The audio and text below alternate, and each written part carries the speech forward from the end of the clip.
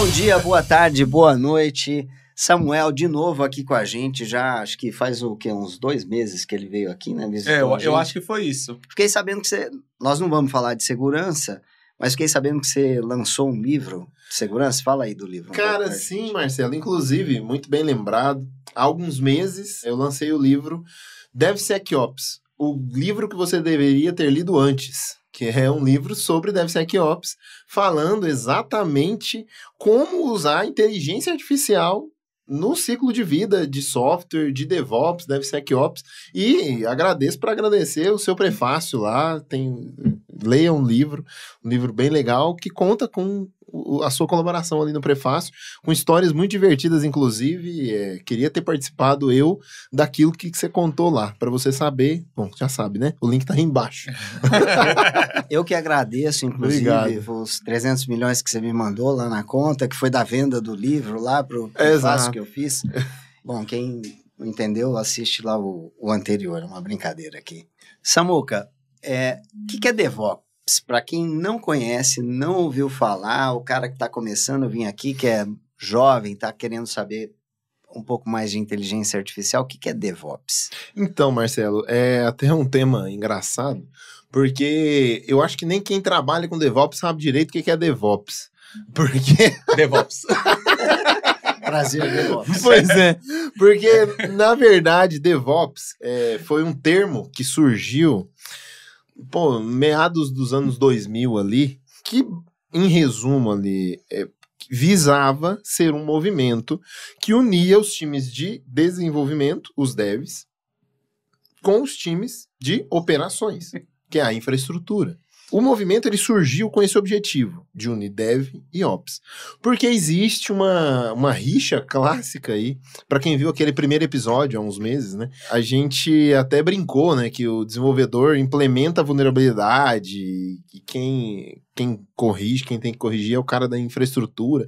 Enfim, se o software dá problema, o desenvolvedor fala que a culpa é do servidor e o cara do servidor fala que a culpa é do cara do banco. Sabe esse negócio? Joga a culpa para lá e para cá? Criou-se esse movimento com o objetivo de que não exista mais isso, de reduzir as barreiras, de unir o dev, o desenvolvedor, com o Ops, com operações. E o movimento, ele foi tomando proporções muito maiores, ele foi crescendo muito mais, e hoje em dia DevOps é usado como descrição de cargo, analista DevOps, sabe? Que basicamente seria um cara responsável por automações, e aí automações de todos os tipos, usando Ansible, Terraform para automação de infraestrutura, usando código para escrever pipeline no Jenkins, no GitHub Actions, Circle CI, esse tipo de software, sabe? Sempre visando a automação. Então, hoje em dia, o cargo, né, DevOps, aspas nisso aqui, porque de fato eu não acho que DevOps seja um cargo, mas o cargo de DevOps ele é como se fosse uma engenharia de site ali. Inclusive esse cargo no Google se chama SRE, que é Site Reliability Engineer, que é o cara que vai cuidar da engenharia do site, da infraestrutura e tudo mais, e faz esse meio de campo entre infraestrutura tradicional, por assim dizer, que é o servidor ali e tudo mais, e o desenvolvedor. Em resumo, o objetivo final de todo mundo é limar a necessidade de, por exemplo, o desenvolvedor, o Denis, ele precisa de um servidor novo. A ideia é limar a necessidade dele ter que abrir um chamado, esperar 3 dias para alguém ir lá e criar esse servidor na mão, e aí depois o cara entrega o servidor, o Denis olha e fala, putz, eu pedi 8 GB de RAM, você me entregou só 2. Aí volta, mais 3 dias pro cara aumentar a RAM e não sei o quê. Para evitar todos esses problemas, esses leaks, esses vazamentos, aí, esses problemas de performance mesmo, se criaram várias ferramentas de automação e o analista DevOps, né, usando esse nome desse cargo, é quem fica a cargo de orquestrar tudo isso e gerenciar toda essa infraestrutura, geralmente infraestrutura como código. E aonde que entra inteligência artificial nisso? Aí, Denis, quer perguntar? Eu queria fazer uma pergunta antes, que eu acho que a sua complementa a minha, né? Eu, há anos já como desenvolvedor e vivi, né? Quando começou a surgir esse movimento, que nem você, eu vivi isso, né? E que nem a gente brincou lá no episódio passado, né? Na minha máquina funciona, isso realmente deixa de existir, né? E tem muita coisa que eu vi vários benefícios, né? Mas no começo eu entendia mais como uma mudança de cultura, só que ao longo dos anos, me parece que a cultura ela passou a ficar em segundo plano e as ferramentas passaram a tomar conta. E aí, complementando um pouquinho a pergunta que o Marcelo fez sobre IA, na sua visão, a IA ela tende a aumentar esse gap entre a cultura e o que, teoricamente, a ideia era aproximar o time de desenvolvimento de operações, e na minha visão hoje as ferramentas acabam separando. A sua visão, a IA, ela vai conseguir trazer de volta ou vai separar ainda mais? Então, eu acho que a IA, ela tem a função de, muitas vezes, eliminar uma dessas duas, ou o Dev ou o Ops. Muitas vezes é o Dev, outras vezes é o Ops. E o que eu quero dizer com isso? Eu concordo com você que deixou de ser cultura, tá? E esse é um problema muito sério, inclusive. Porque na For Linux, hoje eu estou como gerente na For Linux, a gente pega diversos clientes de vários tamanhos, clientes menores, clientes muito grandes. Em todos eles tem uma coisa que prevalece, que é a cultura de segurança, a cultura de desenvolvimento, a cultura de operações. É sempre uma cultura que tem um problema. Vou dar um exemplo simples. Sempre que alguém contrata a For Linux para implementar alguma coisa, a gente sempre implementa usando código. Sempre, em 100% dos casos. Em nenhum momento a gente implementa algo clicando. A gente chama de ClickOps, né? Que é o ClickOps. A gente nunca implementa nada no ClickOps. A gente sempre implementa via Ansible, via Terraform, sempre via código. Muitas vezes o que acontece é a gente entregar um ambiente para o cara, por exemplo, na AWS. A gente sobe todo o ambiente do cara na AWS, usando as boas práticas e tudo mais, usando Terraform. E aí a gente entrega o ambiente para o cara gerenciar. Como a empresa não tem a cultura, né, de DevOps, essa cultura automatizada, de usar as coisas como código, o cliente ele vai lá na mão, muda tudo. Aí, o que acontece? Depois de 2 anos, o cara volta, né? Quer fechar mais um projeto, quer que a gente dê manutenção naquele ambiente. E o cara não tem mais os Terraforms, o cara não tem mais os Ansible, não serve mais. Tá tudo desatualizado, porque o cara fez tudo na mão. Quando a gente fala de DevOps, a cultura é importante por isso. Porque quando a For Linux opta por usar Terraform e usar Ansible, e usar, ao invés de usar o manifesto do Kubernetes puro ali, usar o Helm, quando a gente opta por usar, quando a gente faz essas escolhas técnicas, a gente não tá fazendo isso porque é legal. Porque a HashiCorp desenvolve o Terraform e falou pra gente que é muito legal, então vamos usar. Não é por isso, é porque isso dá um ganho prático no dia a dia, no trabalho.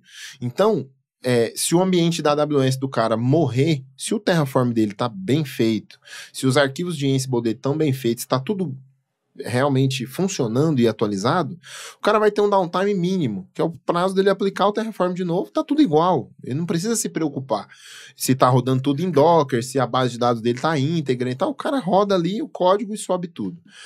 A grande questão da cultura, que realmente deixou de ser feita, é porque o cara olha só para a AWS, para a ferramenta AWS, para o GitHub e tal, e deixa de olhar, deixa de ter essa visão como um todo, para poder fazer essas ferramentas se conversarem, e aí entra num ponto, que é o ponto que o DevOps tentou resolver ali, né, que acaba voltando, né, que é a questão da culpa, tá?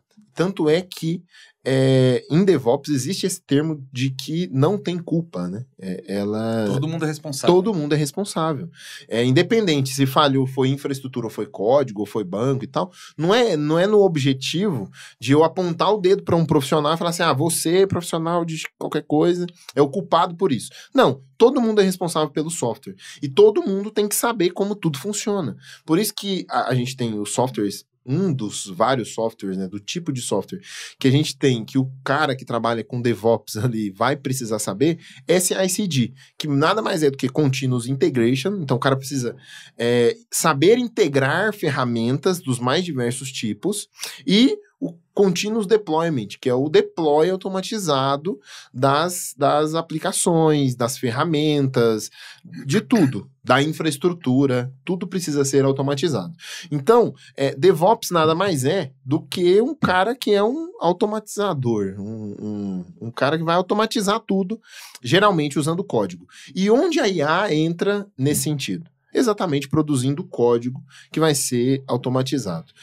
Quando a gente fala de IA, né, em DevOps, uma das ferramentas que a gente, inclusive na For Linux, nós tivemos um treinamento interno, Marcelo, há alguns meses, onde o Emerson, que é um analista DevOps da For Linux, ele mostrou uma ferramenta que é o kubectl AI. O kubectl... Foi às sextas-feiras, não foi esse treinamento? Eu entrei lá só para ver se estava todo mundo lá.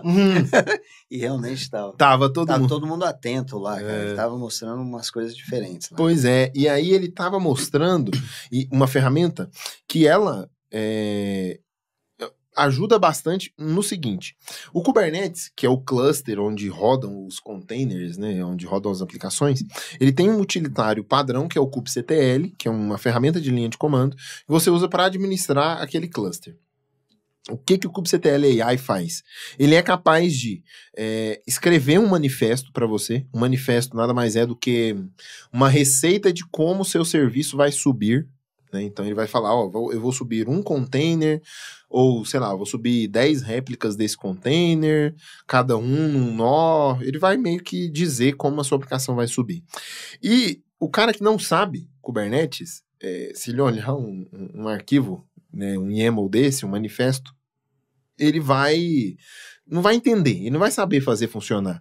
E o desenvolvedor nem sempre tem esse conhecimento. O cara sabe desenvolver em PHP, Python, sei lá, o cara manja muito daquilo.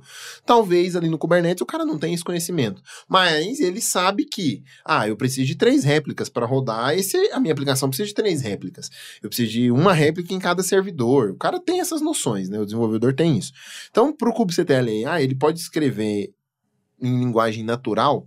kubectl AI, eu preciso de um manifesto que suba 3 réplicas do meu serviço, um em cada servidor.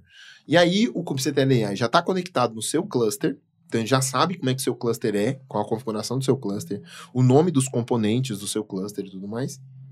E ele escreve para você um manifesto, e você pode ou você mesmo aplicar aquele manifesto, ou já pedir para ele aplicar aquele manifesto para você, isso tudo via linha de comando, tá? E ele usa a LLM por trás, dá para você conectar o DeepSeek, dá para conectar a OpenAI, o Vertex, enfim, dá para você conectar qualquer uma das LLMs mais populares aí. E ele consegue fazer esse trabalho. Isso é um exemplo com Kubernetes. Mas existem várias outras ferramentas, várias outras AIs.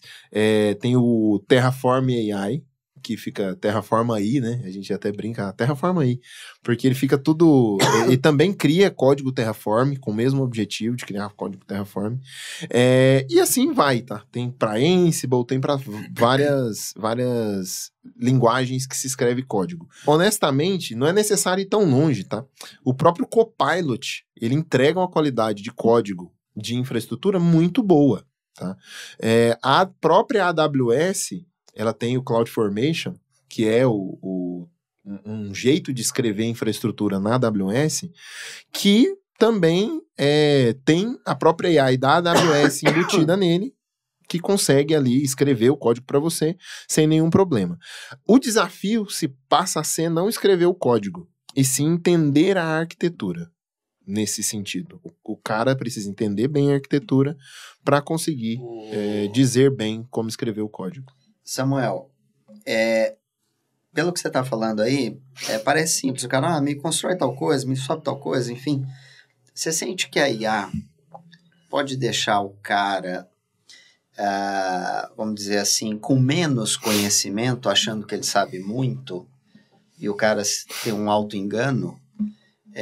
Ou você sente que não tem como o cara fazer esses pedidos para uma IA para ir resolvendo as coisas que ele precisa, e ele se torna mais produtivo e tem faz em menos tempo mais coisas. Excelente pergunta, Marcelo. Obrigado. Parabéns. Obrigado. Eu tenho um amigo que me ensinou muita coisa de TI. Eu trabalhava, desde quando eu comecei a trabalhar com TI, esse cara, ele já trabalhava com TI há, sei lá, 20 anos, quando eu comecei. E de conhecimento técnico, ele é a pessoa que eu conheço que mais conhece, assim, TI. Inclusive, ele fez a primeira certificação da For Linux em 2001, não foi? A primeira vez que teve certificação da LPI. Com isso. Com o Mad Dog. Ele, inclusive, ele falou que se lembra de você. Eu já conversei com ele, falei, putz, tá. Ele conhecia a For Linux. Não tô devendo nenhum dinheiro pra ele. Então, já que você falou disso... Seria um bom convidado, hein? Já que você falou disso... Eu lembro da prova do LPI do Mad Dog, a gente fez uma camiseta específica. Pois é. Pô, ele tava lá, naquela turma. Lembranças. Ele veio a São Paulo e tal, estava naquela turma que tirou a primeira certificação LPI aqui e tal. Então o cara é muito bom. E a gente, né, em várias conversas, assim, uma das coisas que ele falava cara, Ansible é muito bom, tal. Eu sempre mostrei Ansible pra ele, Ansible. Eu sempre usei, né, Ansible para automatizar as instalações e tudo mais. Mas uma coisa que ele sempre me falava era, cara, eu sempre busco entender primeiro como é que as coisas funcionam antes de usar essas automações. Porque depois eu uso a automação, o negócio dá um pau lá na frente, eu não sei como é que funciona, e aí como é que eu resolvo? Então esse sempre foi um ponto que ele sempre, sabe, sempre em bate-papo, em conversa, uma forma dele meio que dizer, cara, sabe, entenda o que você está fazendo. Por mais que seja automatizado, entenda o que está sendo feito. Porque realmente, Marcelo, hoje, no nível que o OpenAI tá, sabe, eu tô falando do OpenAI porque é o mais popular, todo mundo tem acesso gratuito, né? O nível que as LLMs estão, as grátis mesmo, o cara consegue escrever um código de muito boa qualidade, vai subir uma infraestrutura muito legal. O problema aparece quando a coisa começa a desmoronar, quando começa a dar problema. E tem outra questão, e esse é um ponto que, como eu disse, né? O profissional de TI hoje, ele precisa entender como as coisas funcionam, porque quem define a arquitetura das coisas, quem define como a infraestrutura vai funcionar, vou dar um exemplo, eu vou subir um EKS, mas tem várias formas de subir um EKS. Tem vários jeitos de se subir um cluster Kubernetes. E cada um dos jeitos visa um objetivo específico, visa evitar um problema específico. Quando a gente fala de GCP, por exemplo, dá para subir um banco de dados numa VM, dá para usar um Cloud SQL, dá para fazer de várias formas. E cada uma das formas tem vantagens e desvantagens. Vão atender de um jeito ou de outro. O profissional de TI hoje, ele precisa saber entender a arquitetura, porque escrever o código hoje é commodity, sabe? Código hoje é commodity. E sobre a produtividade? Para profissionais que já sabem o que estão fazendo, é maravilhoso. É incrível mesmo. Ganha muito tempo.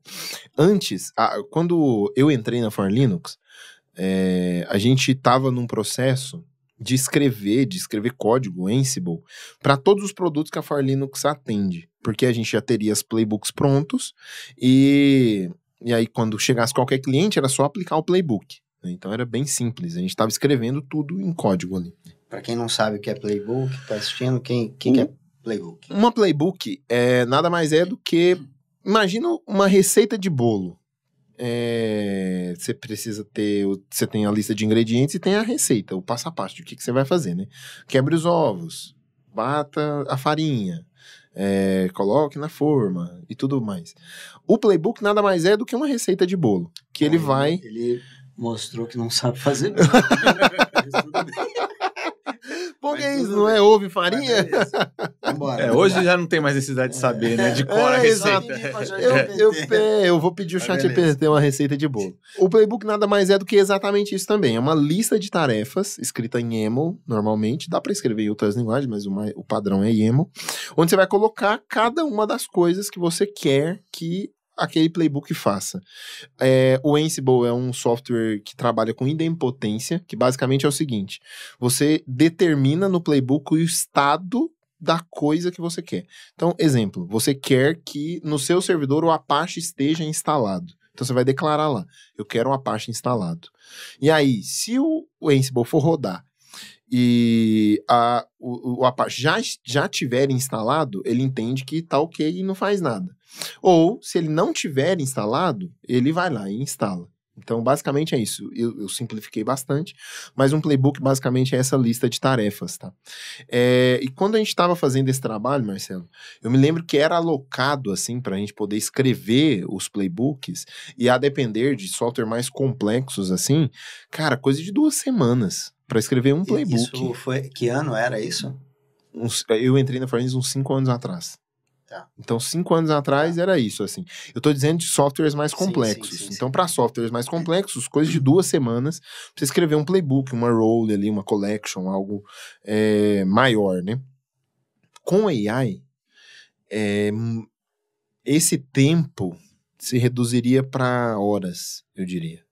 Para um profissional que já sabe, entende o que é uma playbook, o que é Ansible e tudo mais. O cara tem que saber o que está fazendo para entregar algo de qualidade, mas reduziria para horas, facilmente, porque o cara não precisa mais pensar no código, ele só... o profissional de infraestrutura tem que entender a estratégia. Saber analisar, né? Entender. Exato, exatamente. Aí nessa linha, ô Samuel, eu fico imaginando, tá? Minha visão, e aí eu queria te ouvir, o DevOps, enquanto cultura, da forma que foi pensado, eu acho que já não faz mais sentido. Pensando, não só, assim, já não fazia antes. Para mim, as ferramentas, elas já deveriam ter mudado o conceito de DevOps para pensar de uma outra forma, né? Porque eu acho que já não caberia, já não tinha mais espaço. Agora, com a IA e com tudo que você está apontando aqui, me parece que esse gap, ele aumenta ainda mais. Então, ao invés de juntar, eles, na verdade, acaba distanciando ainda mais o time de operações e desenvolvimento. Você acredita que o termo DevOps e o profissional DevOps, o analista DevOps, ele passa a ser substituído, sei lá, eu nem tô falando de carreira, tô falando de, talvez, a sigla, a forma como foi pensada, ela tem que ser outra, e na sua visão, o que seria o mundo ideal, pensa do ponto de vista, assim, da unificação, né? Porque eu fico imaginando uma coisa que eu sempre senti falta, né? E para evitar esses problemas ali de desenvolvimento, a máquina funciona, para mim o mundo ideal era, dentro de um projeto, dentro de um sprint, você ter não só o time de desenvolvimento, não só o PO, mas você ter o time de infraestrutura junto, tomando decisão de arquitetura. Muitas vezes não é o que acontece, né? A gente toma a decisão e depois vocês só vão sustentar, né? Então eu escolhi, por exemplo, usar o RabbitMQ. Talvez o time de infraestrutura não tenha proficiência em Rabbit, vocês acabam tendo que sustentar uma solução ali que não faz parte do escopo. Então, com as soluções de IA que você citou, e para mim, essa questão da cultura, o que com essas novas... O que é o mundo ideal para você? Como que seria o processo de desenvolvimento de uma solução de forma que o DevOps esteja contemplado e o uso das IAs ali? Como que passa a ser o mundo ideal aí na sua visão? Muito bem. Essa pergunta, Denis, ela é bem aberta, porque o mundo ideal, a resposta não tem outra que não seja depende. Porque cada empresa, cada organização tem uma necessidade. Vou dar alguns exemplos. Quando a gente está falando de uma empresa pequena, que tem um time de desenvolvimento pequeno, um time de infraestrutura pequeno, muitas vezes é um desenvolvedor e um cara de infraestrutura, a depender da empresa, né? Poucas empresas são a Netflix, e poucas empresas são o Google, e por aí vai, que são empresas muito grandes, né? E tem times gigantescos de engenharia. Nas empresas, né, menores, a AI, ela traz a vantagem de você não precisar de tantos especialistas. E a cultura, ela continua a mesma, tá? No meu ponto de vista, a gente só muda o nome da coisa. Vou dar um exemplo. Teve uma época, há uns anos, talvez uns 10, não sei, ou menos, que tava em moda ser dev full stack, né? Era moda, todo mundo queria ser dev full stack. Tanto é que tinha curso pra tudo quanto é coisa de dev full stack, tarará. O nome full stack hoje não é usado mais, né? Eu, pelo menos, não conheço. Eu quase não escuto tanto esse full stack. Mas, as pessoas, elas, parece que é assim, parece um ciclo, sabe? A pessoa vai lá, se especializa. Pô, vou dar o exemplo do cargo do Google, eu disse, o SRE. O cara é SRE, o cara é muito bom naquilo, isso é um cargo muito especialista.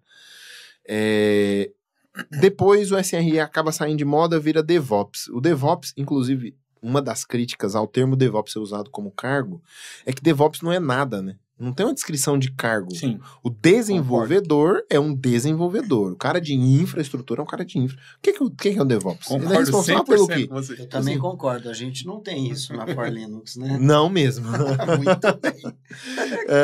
E aí, quando a gente olha para o DevOps, para esse negócio meio sem saber o que é, a sensação que eu tenho é que o mercado, ele tá olhando e quer que o profissional, ele saiba meio que tudo, sabe?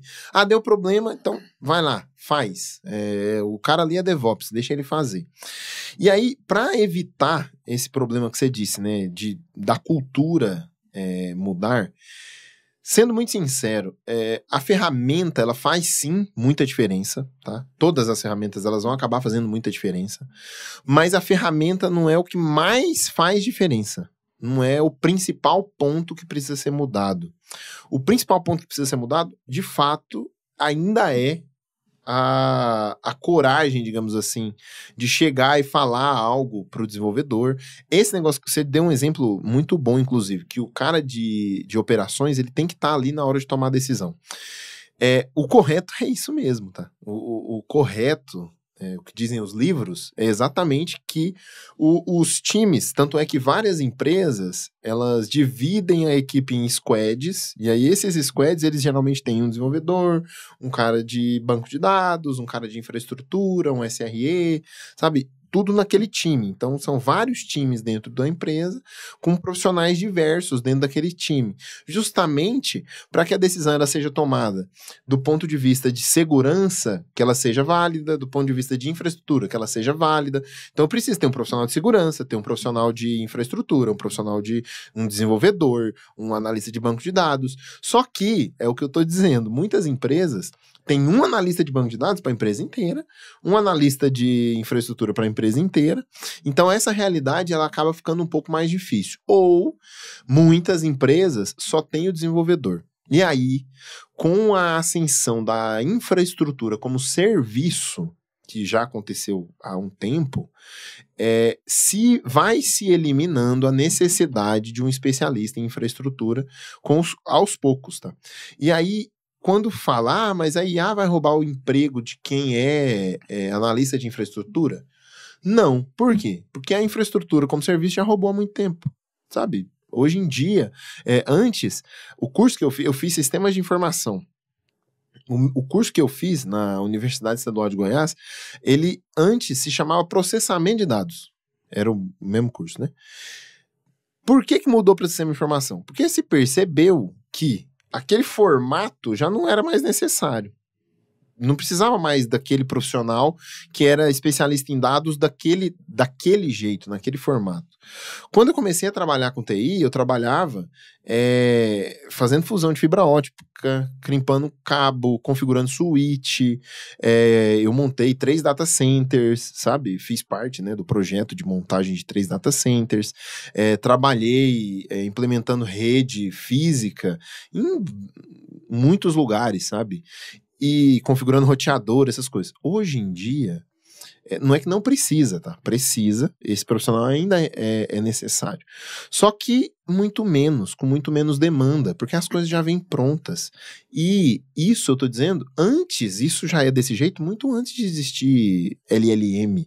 Já não era tão necessário mais. Então, hoje em dia, o cara que trabalha com infraestrutura e não sabe escrever código, e aí eu não tô nem dizendo código de aplicação, Sim, é código de infraestrutura. Certo. Ou o cara que trabalha com infraestrutura e acha que não precisa escrever código, esse cara já perdeu a vaga dele no mercado de trabalho. Assim, mas é porque eu tô empregado, então. É só aí que tem emprego, sabe? As vagas estão cada vez menores, porque a IA já faz isso. Aí, deixa eu fazer uma pergunta nisso. Imagine alguém que está para contratar 2 profissionais, né, com o conhecimento que você tem. Mas um não sabe e não conhece trabalhar com IA, o outro sabe. Tá na cara que esse com IA vai ganhar a vaga. Sim, sem dúvida. Correto? Sem dúvida. Tá bom. Sem dúvida. Qual é a curva de aprendizado para esse cara aqui que tem, por exemplo, o conhecimento que você tem, imaginando que ele não conhece a IA? Qual é a curva de aprendizado para ele aprender a fazer com IA? Então, é baixa, Marcelo. É bem baixa. Porque a complexidade da IA não é usar ela.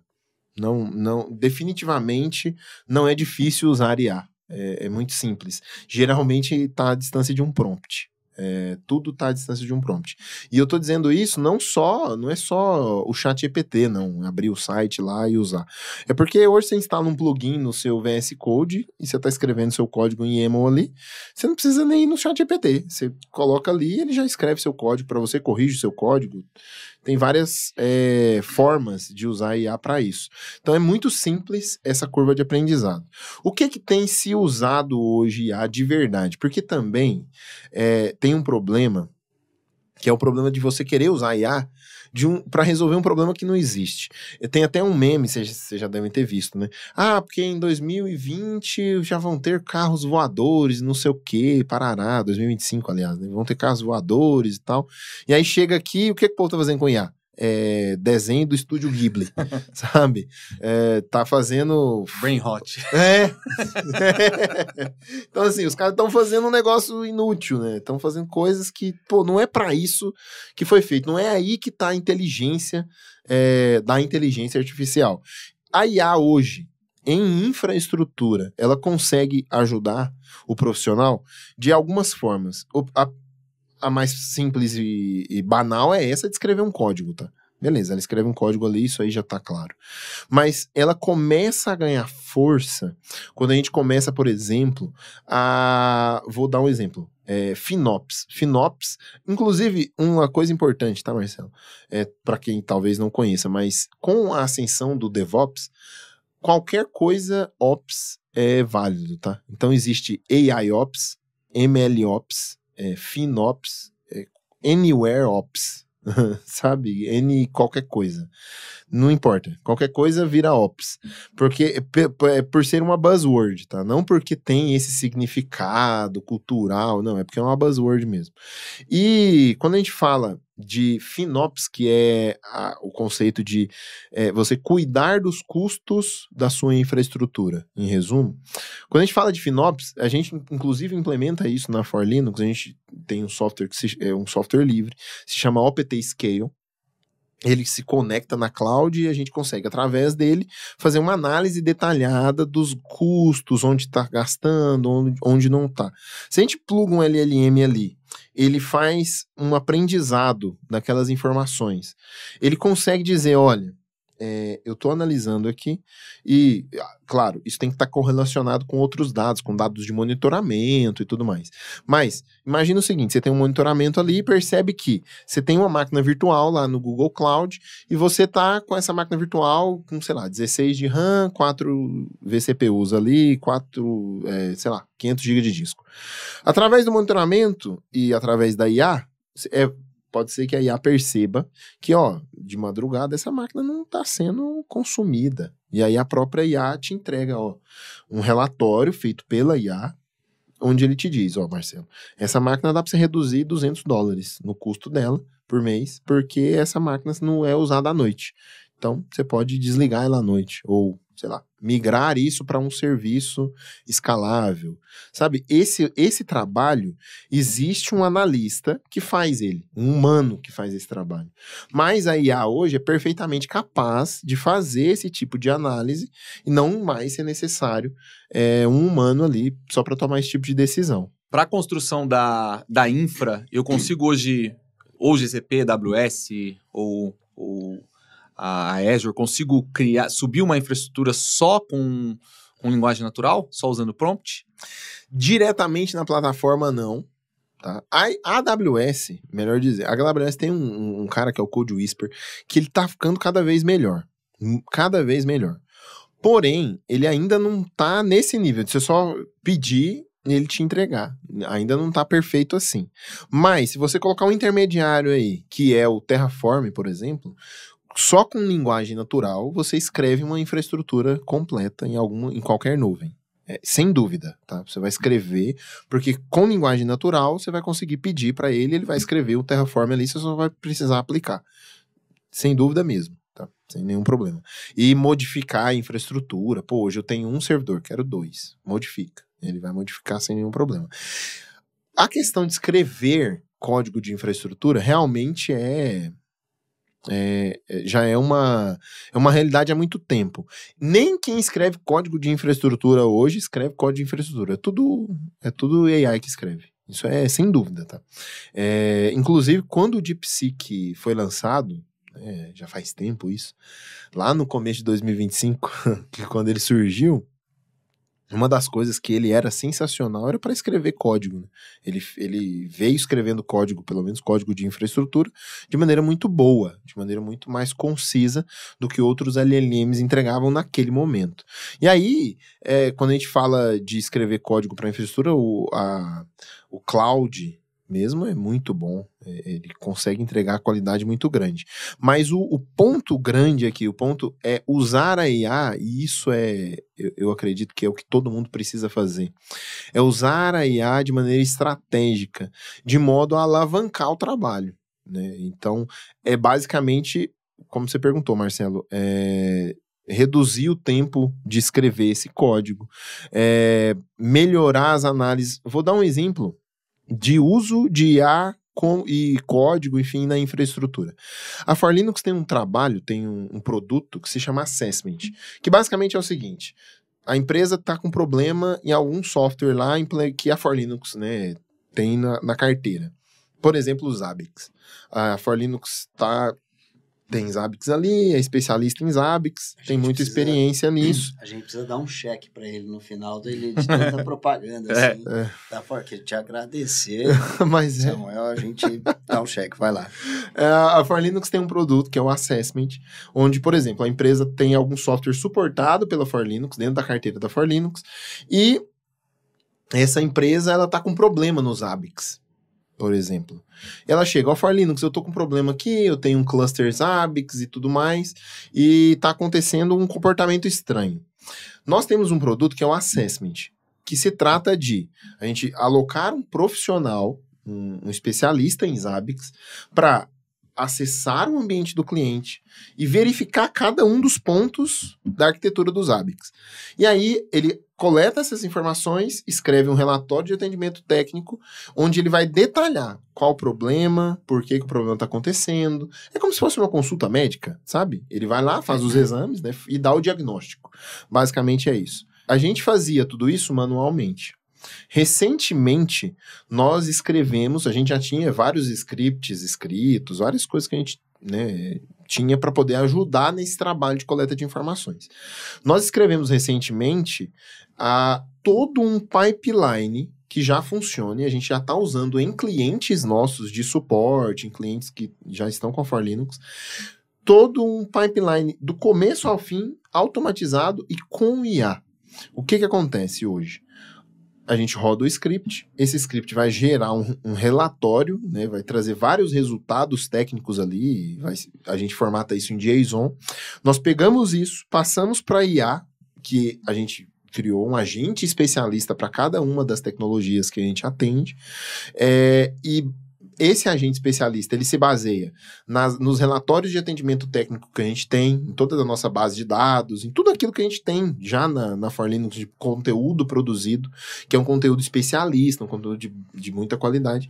Ele se baseia nisso, e no conhecimento, né, do próprio LLM, e escreve um relatório estratégico disso. A gente levava, Marcelo, mais ou menos uns de 2 a 3 dias para fazer esse trabalho de assessment, a depender do tamanho do ambiente do cliente, até 5 dias, se é um ambiente muito grande.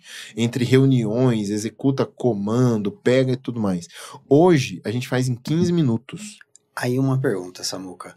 O que, na sua opinião, com essa economia de tempo, porque eu lembro disso, vocês até fizeram uma apresentação, é um ganho de tempo absurdo. Sim. E a qualidade do trabalho é muito boa. O que, na sua visão, o cara pode fazer com esse tempo que sobra? A IA pode ajudar em mais alguma coisa, na sua visão? É melhor ele ir olhar, por exemplo, parte de segurança. O que você acha que pode ser criado, que de repente pode estar faltando nessa linha? Então, quando a gente fala especificamente, né, do que o cara pode fazer, hoje, Marcelo, a gente não tem ainda algo que seja verdadeiramente confiável com IA e que seja autônomo o suficiente para, por exemplo, resolver esses problemas. Porque o que a Hatch, nesse exemplo do assessment, ele entrega ali, olha, você está com esses problemas aqui. O cliente, ele pode ou não ele mesmo executar. Ele pode ele mesmo querer executar para corrigir aquilo. A Hatch não fala como, né? Mas, hoje, nesse exemplo do assessment, é o próprio analista, né, esse próprio especialista da For Linux que aplicaria aquela correção.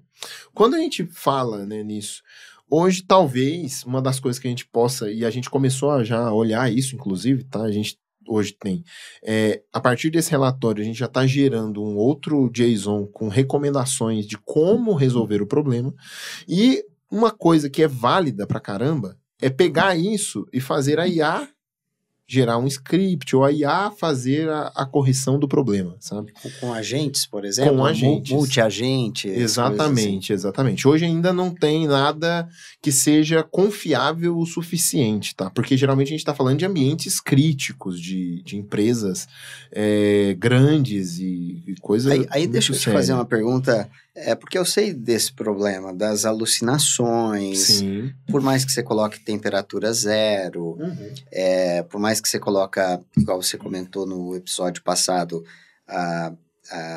ter reg na solução. Mas imagine que você tivesse condições de fazer o seguinte cenário, de você ter 3 IAs diferentes que elas estão fazendo o mesmo trabalho. E essas 3 IAs, elas vão propor a mesma solução baseado no mesmo diagnóstico.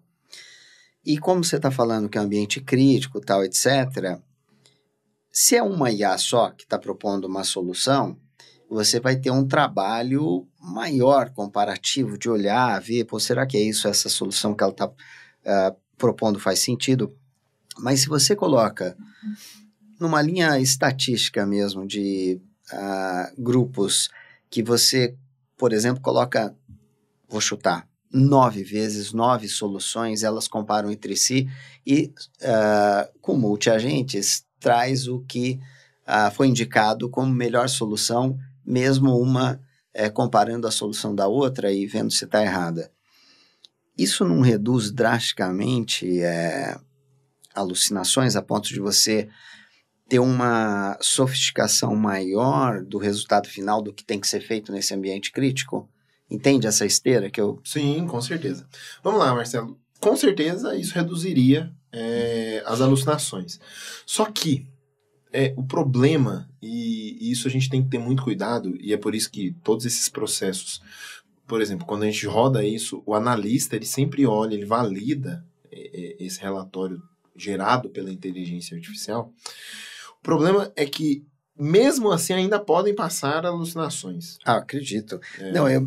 Mas sim, eu acredito que reduziria. Eu digo que quando ela chega num resultado final, ela já está bem mais trabalhada com possíveis problemas de alucinação. Eu concordo, pode ter, mas de um nível de qualidade maior de checagem, né? Com certeza. Você não sente falta de uma solução dessa no mercado, em que eles coloquem 3 IAs que se comparam, checam, testam, volta com todas com multi-agente, que leva mais tempo, ao mesmo tempo que o produto sai, o resultado final sai bem melhor? Pô, com certeza, Marcelo, mas é um puta desafio. Mas, ó, eu acho isso uma solução realmente muito boa, justamente por aumentar e melhorar o nível da qualidade do que é entregue. Uma coisa importante também de se observar é que quando a gente está falando de infraestrutura, dessa análise específica, a gente realmente está falando de algo que existe, né? Então, não é um pouco diferente, por exemplo, de eu usar o LLM para escrever um texto conceitual sobre alguma coisa, que é um escopo mais aberto. O escopo aqui é mais fechado, o que já ajuda a reduzir um pouco a alucinação. Mais uma vez, não impede de que exista. No final tem um problema ali de saída. Não impede. Mas o ponto aqui é que realmente hoje isso seria um ganho e tanto, tá? Seria realmente muito bom. Falando de produto, Samuel, e voltando um pouquinho mais pro DevOps, lá no episódio passado você falou de soluções, né, de inteligência artificial, umas um pouco mais sofisticadas, outras não, para a área de segurança. E o que você tem visto com foco na aplicação, né? Ou pensando aqui no DevOps em si, né? CI/CD, o deploy, rollback, release, o que tem de novidade aí boa usando IA? É legal a gente observar uma coisa. A gente chegou no nível no DevOps, antes de falar de IA, tá? A gente chegou no nível do DevOps muito bom. A gente realmente tem ferramentas muito maduras. O Kubernetes, ele é muito resiliente, sozinho. As ferramentas de CI/CD são muito resilientes também. O próprio Jenkins. Enfim, tem várias ferramentas muito maduras. Mas, falando na prática, tá? Algo que vai, com certeza, ajudar. E falando, por exemplo, do Jenkins. O Jenkins é uma ferramenta excelente, mas ele tem uma curva de aprendizado muito grande, porque de todas as ferramentas de CI/CD, ele é uma das mais complexas. Você precisa entender de várias coisas para conseguir fazer ele operar muito bem. E ele consegue operar muito bem, com muita qualidade. Mas pode ser difícil, como eu estou dizendo. Existe um plugin, né? Um plugin lá na loja do Jenkins mesmo, que você consegue instalar e aí você usa. Normalmente é o Copilot para isso, tá? Mas dá para usar outros LLMs, outras ferramentas. Mas você consegue instalar esse plugin, por exemplo, e pedir em linguagem natural a sua pipeline, e ele mesmo, esse plugin mesmo, faz todo o trabalho ali de integrar o seu Jenkins com as ferramentas existentes ali. Isso é um exemplo, no caso, para o Jenkins. Mas existe a mesma coisa para GitHub Actions, para GitLab CI. Então, existem vários plugins aí que fazem o CI para você já. Isso é visto, tá? Já tem funcionado. Quando a gente fala de falha no pipeline, também existem plugins que analisam os resultados, e aí a da falha ainda é um pouco incipiente a própria AI corrigir e passar adiante, tá? Pelo mesmo motivo que eu expliquei antes, porque realmente isso geralmente está fazendo deploy de aplicações muito importantes, e aí não tem-se ainda essa confiança para deixar a IA tomar todas as decisões sozinho. Mas o que a gente tem usado muito é, inclusive, parecido com o que a gente usa para segurança, que é basicamente pegar o resultado daquele pipeline e entregar para o desenvolvedor, por exemplo, em linguagem mais simples, dizendo exatamente o que o desenvolvedor tem que fazer. E aí o desenvolvedor vai lá e faz. Ou então entregar para o analista de infraestrutura o que ele tem que fazer e ele vai lá e faz. Isso de maneira automatizada. Não só o dado bruto, mas o dado interpretado. Então, isso tem realmente sido muito utilizado. Isso não é nem tendência mais, eu diria. As empresas todas estão utilizando esse tipo de ferramenta com inteligência artificial dentro do pipeline. Ainda falando nesse contexto que você falou, eu fico imaginando assim, muito potencial, né, para soluções, ainda falando da esteira, né? Que eu acho que uma dificuldade que a gente tem enquanto desenvolvimento, né, é garantir, assim, a cobertura de código, né, e isso é uma dificuldade grande, isso é um trabalho bem burocrático do ponto de vista de desenvolvimento, então acaba, sim, passando algumas coisas, né, e como se citou, né, tem várias ferramentas aí para garantir essa cobertura, mas eu vejo que o potencial de ajuda da IA para esses cenários onde a gente não tem uma cobertura completa de testes, eu acho que é um cenário, assim, um potencial muito grande. E o retorno disso, então, também é possível, né? Porque, pelo que você está falando, tem esse plugin que faz a configuração da esteira e a análise do resultado, né, do deploy. Então, seria possível também aplicar IA em outras áreas, por exemplo, num caso de rollback, que em um cenário onde um erro não foi detectado. Você acha isso viável hoje? Sim, é possível. E, assim, quando você fala isso, nem precisaria usar IA, tá? Não seria necessariamente necessário. Mas deixa eu ser um pouco mais específico que eu tô falando. Tô falando assim, num cenário, vamos imaginar uma funcionalidade que ela subiu para produção, mas não é uma funcionalidade que afetou a aplicação quebrou em si. A aplicação. Ela não quebrou a aplicação, mas ela vai aparecer depois de 30, 40 dias ali. Vou dar um exemplo, tá? Um deploy que eu fiz hoje, daqui 40 dias aparece um bug por conta desse deploy. É nesse cenário um pouco mais específico. Quando a gente fala disso, a gente precisa... Aí a gente já vai para a etapa de qualidade do código mesmo, do software, né? Existem várias ferramentas, quando a gente fala, por exemplo, de aplicações web, tem o Selenium, tem ferramentas para teste. Essas ferramentas, a IA já está escrevendo os testes, isso aí a galera já está usando bastante, mas além disso, a gente consegue fazer análise comportamental usando a inteligência artificial. Maravilha. Uma coisa que você mesmo me disse no almoço, né, Denis? É aquele negócio de existir a IA lá que já clica, você fala para ela abrir uma coisa no seu computador, ele já clica, já abre, entra no navegador, digita o e-mail, abre o e-mail, lê o seu e-mail e te faz um resumo. É uma coisa um pouco parecida com isso, só que, claro, né, no escopo da aplicação. O ponto aqui é que hoje, eu não sei se já ouviram falar nisso, mas existe um conceito que é o teste do macaco. Você já ouviu falar nisso? Teste do macaco? Não me lembro. Não. Vamos falar que a gente... Sim, claro. Óbvio. Mas para quem está assistindo, explica aí. Não, mas o teste do macaco é um conceito, assim, muito estudado. Foi uma pesquisa de Harvard, se eu não me engano, ou MIT, alguma coisa assim. Que quando o software vai para produção, executar o teste do macaco. Que basicamente é fazer o quê?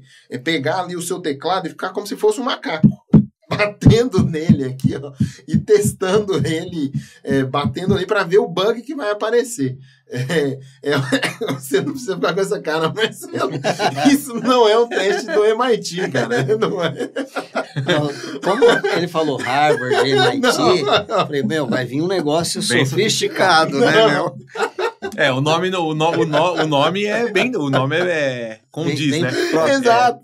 É porque é um teste aleatório, tá? É qualquer coisa que você vai fazer ali. Eu tô usando isso como exemplo, que é porque a IA ela não vai fazer o teste do macaco. Você precisa colocar um contexto para ela testar, você precisa dar muito bem o escopo que ela vai analisar, o que vai ser analisado e o que vai ser feito ali. Mas é possível sim, tá, Denis? Que eu fico imaginando aquele outro cenário que você falou, poder abrir. Da leitura do log, né? Porque sim. Ela lendo o log, seria possível a gente retornar para a esteira, né? Sim. Enfim, né? Sim, com certeza. Aí eu queria dar meu pitaco. Eu sinto falta, que eu sei o que o Denis está falando, e muitas vezes dá o problema e acaba chegando por cliente, ou enfim. Uhum. Eu sinto falta de uma IA que, tendo a regra do negócio, que pode ser flexível, ela detecta o problema muito rápido. E hoje a gente não tem isso. Poderia até colocar uma para ficar toda hora checando ABC e eu sinto que não existe isso. Dentro dessa linha, eu queria perguntar uma coisa para vocês. A IA, ela está ainda na infância, tudo bem, desde 1940, começou lá com 2 caras, um médico, um matemático, enfim, criaram o primeiro neurônio matemático, mas a IA ainda está na infância do que a gente está vendo aqui em termos de entrega de solução para as empresas e para negócio.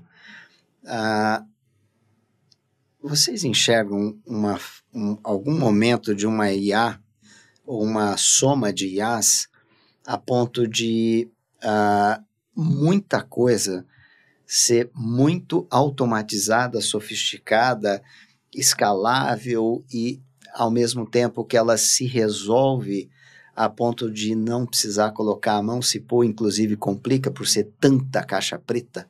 Com certeza, viu, Marcelo? Inclusive, tem um pensador, agora me fugiu o nome dele, mas ele diz que a tecnologia, ela precisa ser tão avançada que as pessoas nem percebam que ela está ali. Hoje em dia, é assim com energia elétrica. A gente usa energia elétrica todos os dias, mas a gente nem percebe que ela está ali. A gente só percebe ela quando ela falta. Eu acredito que a gente está caminhando cada dia mais para que a IA ela esteja ali e a gente nem perceba que ela está ali.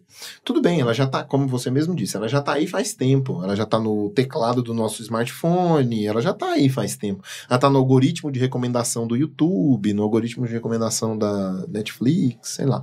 Ela já está aí, realmente, e já faz tempo, desde antes das LLMs. Mas os LLMs, eles explodiram, né? O termo inteligência artificial e tudo mais. Do mesmo modo que... Vou te dar um exemplo, Marcelo. Quando você vai num restaurante, seja ele qual for, você se importa mais com a qualidade do prato que você vai comer ali, com o sabor, com aquilo, ou com a marca da panela que o chefe usou para cozinhar? Sem dúvida com a marca da panela. Eu imaginei, exatamente. Porque eu costumo ir a restaurantes com você e você pede, né? Geralmente, para saber. Mas, no fim das contas, eu tô dizendo isso porque o analista, o cara que tá ali por trás, se ele tá usando... você deu o exemplo, né, de várias IAs se conversando para melhorar a qualidade, mais do que isso, né, para ela mesmo detectar o problema antes do usuário perceber um problema. Hoje, sem IA, já existem várias metodologias, vários softwares que trabalham para isso. Quando a gente fala de monitoramento, a gente tem o APM, que basicamente vai monitorar o comportamento da aplicação para que a gente consiga, por meio da observabilidade, ser proativo e aí analisar os problemas, alertar os profissionais, tomar ações autônomas, isso sem a IA.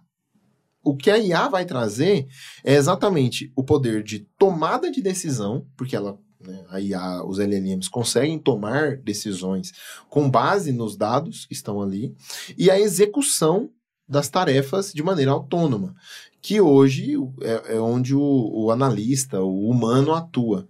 E aí, isso tudo, claro, como você disse, né, eu não sei dizer, inclusive, para onde isso vai, tá? Mas eu acredito que daqui a um tempo, ninguém vai ser tão imperceptível que as pessoas não vão nem ver mais, sabe? Isso é muito bom, porque vai reduzir drasticamente a complexidade técnica para administrar esse tipo de sistema, né? Então, o sistema de observabilidade e tudo mais vai reduzir bastante a complexidade para administrar ele, porém, vai causar um efeito de que as pessoas talvez entendam cada vez menos das aplicações, de como as coisas funcionam, sabe? De maneira geral, talvez gere esse distanciamento do código, do funcionamento do core. Eu acho que a gente já chegou um pouco nesse nível, viu? Outro dia eu tava, assim, na verdade faz tempo já, né? Tô brincando, testando soluções ali para desenvolvimento, mas de forma não só para aumentar a produtividade, mas sim de construir coisas com IA e garantir que a construção seja bem feita. E ela já chegou num nível hoje de dizer para mim não mudar tal coisa porque vai quebrar a regra de negócio. Então, hoje, ela já conhece a regra de negócio. Porque pensando do ponto de vista da aplicação, a regra de negócio está no código, né? Sim. E eu já tentei alterar método e a IA falou, não, você não pode alterar esse método porque você vai quebrar a classe X. A classe X depende desse método que você está tentando alterar. Para fazer essa alteração, você vai ter que trocar também o comportamento da classe tal que está usando, nesse método está usando a chamada desse método que você está tentando alterar. Então, as coisas estão avançando muito rápido. Mas eu entendo que tem regras de negócio, você põe no código. Mas meu ponto é que, por exemplo, você vai disparar uma quantidade de testes, supondo, sei lá, a For Linux é dona da Rankdone. A Rankdone é uma plataforma de testes que testa candidatos para vaga de emprego. E de repente, sem querer, você dispara milhões de testes para candidatos que já fizeram uma vaga. Está dentro da regra de negócio, do código, mas isso estaria fora de uma regra de negócio porque não é padrão esse tipo de coisa, alguma coisa de errado. Então, esse tipo de regra de negócio que é um pouco... ele sobrepõe a do código, porque pode ter falha humana. Então, isso pode acontecer. A gente está chegando no final aqui, queria fazer uma última pergunta. Que conselho você daria para um jovem? Do outro podcast a gente tentou te salvar, a gente não conseguiu, não foi feliz, a gente vai dar uma outra oportunidade para você. Que conselho você daria para o jovem que está entrando na área de TI e ele quer aprender DevOps? Ele usa a inteligência artificial para aprender DevOps? Porque você pode aprender muita coisa. Ou ele faz outro caminho. Que caminho que é esse? Fala para ele não falar pro cara não entrar na área de DevOps. Avisa ele. Deixa esse negócio de DevOps para lá. Não, tudo bem. Ô Marcelo, existe um site excelente, que é o roadmap.sh. O roadmap.sh, ele traz ali vários conceitos básicos que um profissional precisa, do básico ao mais avançado possível, para várias áreas. E se os telespectadores acessarem, ou os ouvintes, né, acessarem roadmap.sh/DevOps, eles vão ver um roadmap assim de umas 50, 60, talvez 70 tecnologias que eles precisam saber para poder trabalhar com DevOps. Talvez começar da primeira linha ali seja uma boa estratégia. Mas eu estou citando o roadmap.sh porque DevOps, como área, né, a gente já discutiu sobre isso, mas DevOps é meio que a junção de muitos conhecimentos. Então, sendo muito sincero, a melhor forma de aprender, independente se está usando IA ou não, tá? Hoje em dia eu acho muito difícil alguém começar a estudar alguma coisa e não usar IA para ajudar de alguma forma. Então, eu acho muito difícil. Então, é bem provável que sim, é importante usar IA. Mas independente de como, é importante aprender na prática. Então, é importante subir laboratório, na própria máquina mesmo. Se a pessoa tiver condição, é legal subir as coisas na nuvem, testar em AWS, GCP, Azure. Mas, se não tiver, não é mandatório. A pessoa pode usar no próprio computador, rodando Linux, por favor. E aí isso não é nem piada, assim, é porque realmente é importante. Linux hoje é quase igual falar português. No Brasil é importante você saber português para se comunicar. Em tecnologia é importante você saber Linux para trabalhar. É conhecimento mínimo. Linux, Kubernetes, Docker, esses conhecimentos são mínimos para qualquer profissional de tecnologia. O cara pode ser desenvolvedor ou de operações. Então, aprender esses conceitos básicos, fazer laboratório, colocar a mão na massa mesmo, colocar as coisas para funcionar. Tem muito gente fazer isso gratuitamente, sem gastar nada, e subir projeto no GitHub, subir aplicação para testar e fazer na prática. Então, a dica é essa, é fazer de verdade, fazer a coisa acontecer, porque é só fazendo que você aprende, não adianta só ler. Tá bom. Samuca. A gente tentou, mas você se esforçou mesmo para tomar mais um hate. Os Windows Boys vão chegar... É a vida. Sai desse Windows aí. Samuca, obrigado aí por você ter vindo aí, veio de Goiânia para cá. Desinstala os bancos do seu celular. Desinstala isso. Pode deixar. Obrigado por você ter vindo e você mostrou pra gente que você não sabe fazer bolo, mas tudo bem, mas você sabe fazer um café fantástico. Terminando aqui, você faz um café pra gente? Com certeza, vamos lá. Obrigado, cara. Valeu. É isso aí. Obrigado, pessoal. Obrigado, Samuel. Obrigado, Marcelo. E até o próximo episódio, gente. Tchau, tchau.